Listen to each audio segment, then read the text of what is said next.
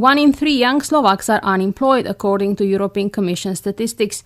This figure is one of the highest in the European Union, and everybody seems to have already identified the main culprit: the education system, which is out of sync with the needs of the labor market.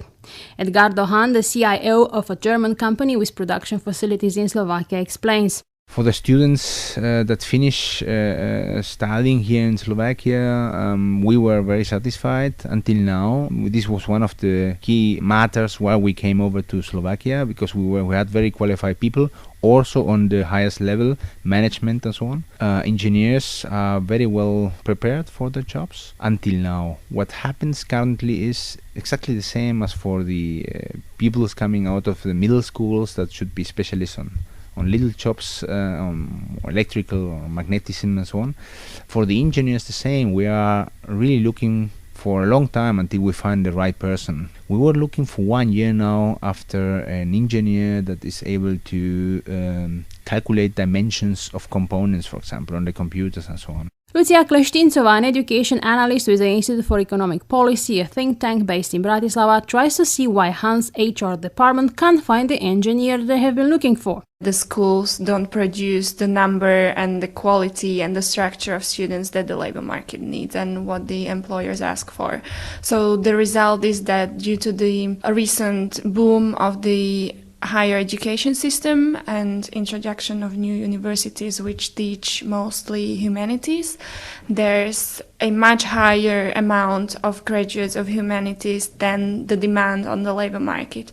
As a result, these graduates are often employed at the positions which could be performed by high school graduates. Thus, the high school graduates are unemployed because the university graduates are pushing them out of the labor market. I remember when I came to Slovakia 10, 12 years ago, having a university graduate was a rarity. How can you explain this boom of universities? In the 90s, and with the ambition to enter in the European Union, the government set itself a goal to increase participation of population at the higher education because due to the heritage of communist system, the structure of education of the population was not really similar to the more developed countries.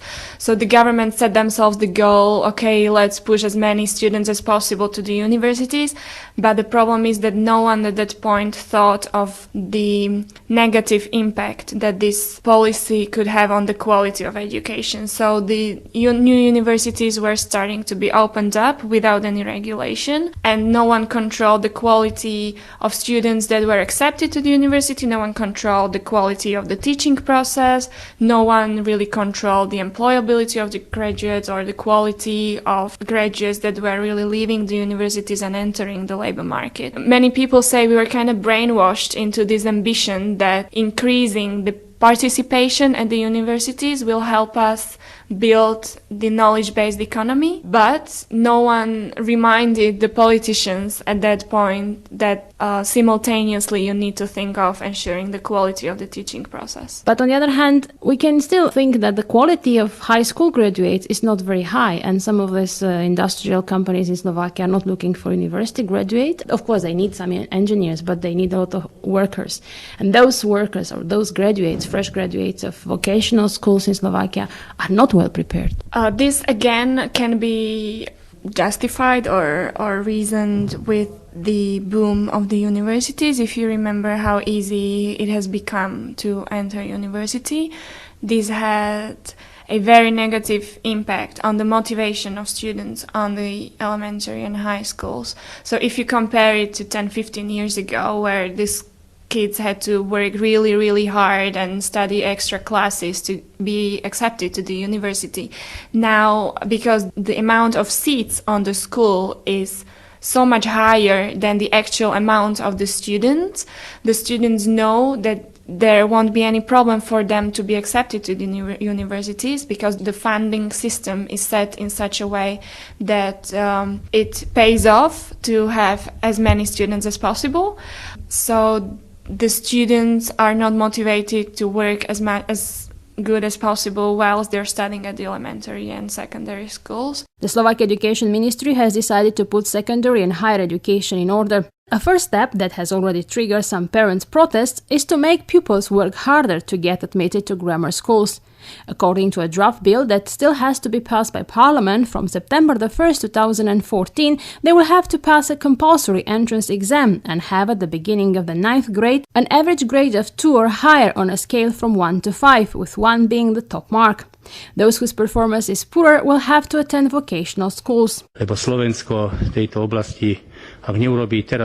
We took this step in order to increase the quality of Slovakia's secondary education and encourage kids and their parents to pick up technical subjects, because otherwise our economy, which is dependent on industry, will soon get into serious trouble, said Education Minister Dusan Čaplović. Teachers and parents are divided on the outcome of this measure. Some, like Gabriela Dorniakova, the headmaster of Jan Papanek High School in Bratislava, hopes that both students and teachers will play fair.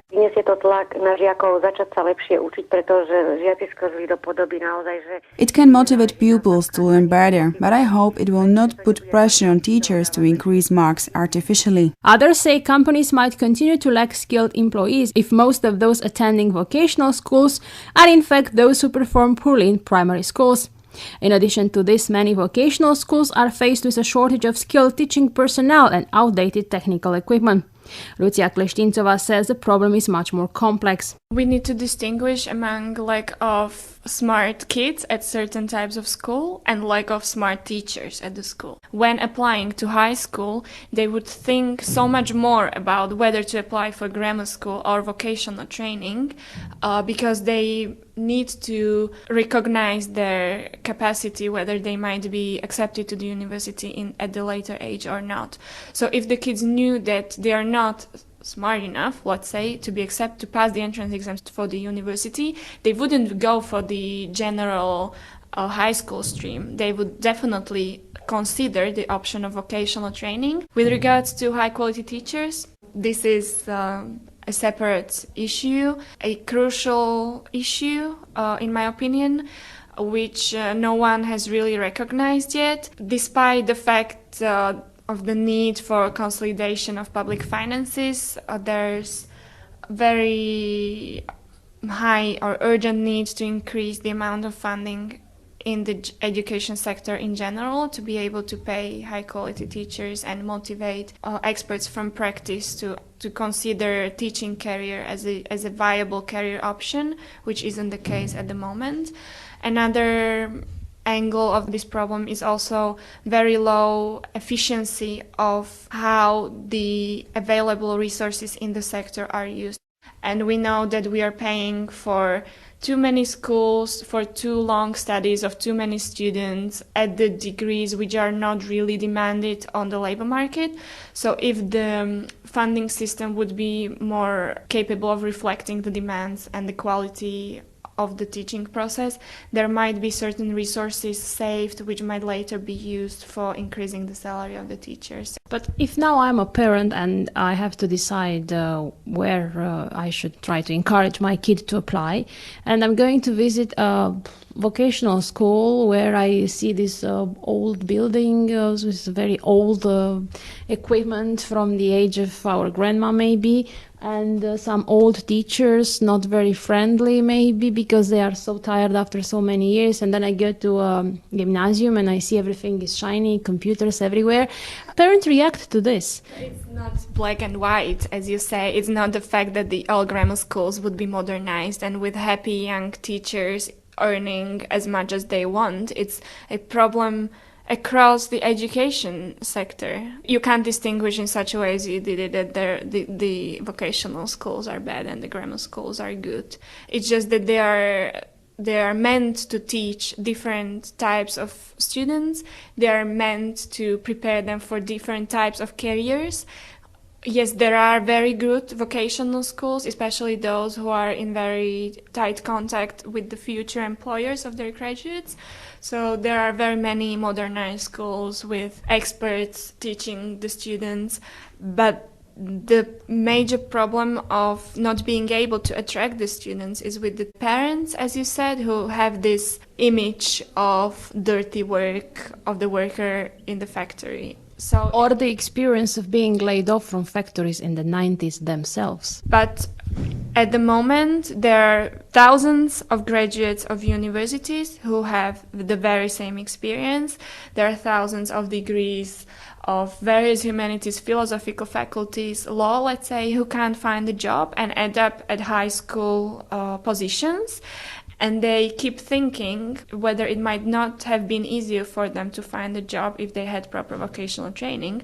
So they end up in various requalification trainings just to acquire certain technical skills to be able to fill the positions that are open on the Slovak market at the moment. A mother of three, Soundmaster Eva Medelska, thinks that children are often influenced by their parents' experience. Je to možno, že to máme v rodine, pretože aj moji svokrovci... We are technically oriented family indeed. My in-laws studied technical subjects. My eldest son graduated from the Technical University in Bratislava with a major in mechanical engineering. The other one is a freshman at the same university but studies constructions. My daughter is still in primary school and is more inclined to arts, but because of her weaker knowledge of foreign languages, she will most probably attend a vocational school. I think that demography plays an important role in the development of our education system, because when my eldest son went to high school, the competition was very high for a place. Now there are fewer children and schools struggle to recruit enough to get finance, so they are tempted to accept everybody. The individual orientation on the student is a very popular trend in other countries and very efficient and working very well. So even if the ministry is talking about replicating the Finnish system is based on absolute individual approach to the skills and needs of the student. The thing is that the Slovak system is not capable of applying this kind of approach at the moment. If you take the burden of the teachers, the amount of teaching that they have to do, the amount of kids that they have in the class, the motivation of the students to work at school, and motivation of the teachers really to perform as good as possible, the system doesn't really support and doesn't create conditions to reflect the individual needs of the student. The prerequisites to introduce this kind of approach would include reform of the pedagogical faculties, so the way the future teachers are selected, first of all, then prepared and then motivated to stay in the teaching career and develop themselves throughout the career.